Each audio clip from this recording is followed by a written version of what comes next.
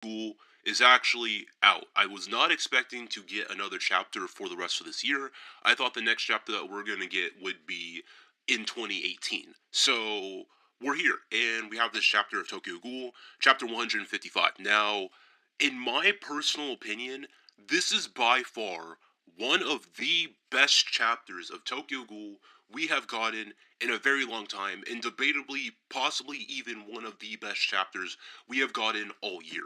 Now, I was actually thinking about this because I'm writing a video talking about my top five favorite moments in the entirety of Tokyo Ghoul 2017.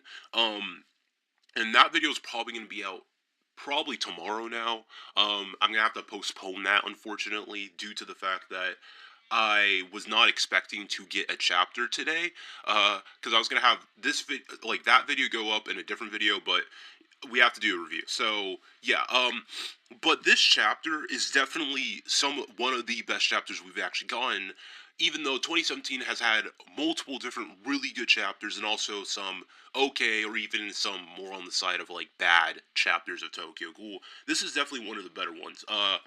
It's This chapter is kind of something that really cements the whole entire statement that I've been saying for the longest time now, that Mutsuki is an extremely well developed character, but the way that Suyashida has been writing her and Ora has not been the best. Now, let me explain my reasonings why. Uh, for some reason, within the Tokyo Ghoul fandom, and I guess it could be also from other fandoms as well, when it comes to talking about the mangaka of the series or the author, where you want to call it, people tend to put the author on a certain pedestal to the point where they're kind of like, no, if you say that something's bad about the series or if you critique it and you put some type of flaw into the series, you're automatically wrong and they just do not want to hear your opinion. When it comes to Sui Ishida, unfortunately, I feel like that the fandom does this way too dang much. And it's to the point where it's actually a little bit irritating, where people refuse to accept that something is bad writing that is done by Sui Ishida. Even though I do think Sui Ishida is actually probably one of the better mangaka that we actually have within the anime slash manga community. Um, Suishida has his flaws where either he doesn't fully develop a character or he does not develop a character. Well, I guess that goes along the lines of fully develop, and or he just chooses not to write them as well as he could.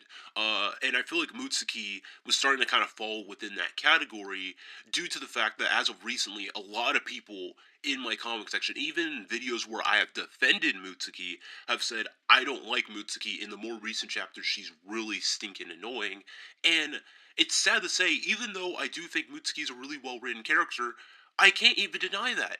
Um, Mutsuki is a character that I feel like, as of the recent chapters, not excluding this one, obviously, but the chapters before this, has not been displayed the way how she should be, where there's a lot more to her and she's a lot more fleshed out, and she seems to be very simplistic and to be this very stereotypical yandere. And it's very unfortunate that she was written in that type of way, and she was written like that for so many chapters as of recently, to the point where people have a bad taste in her mouth or in their mouth when it comes to her as a character. Mutsuki has almost been succumbed to the point where she's almost the equivalent of like Ribrianne from Dragon Ball Super, and the way how people portray her in the fandom, where people just straight up hate her or people like her.